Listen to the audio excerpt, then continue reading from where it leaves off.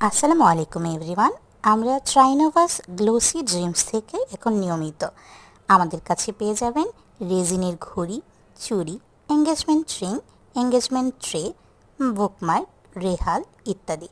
এবং আমরা আপনাদের চাহিদা মাথায় রেখে কাস্টমাইজের সুবিধা রেখেছি।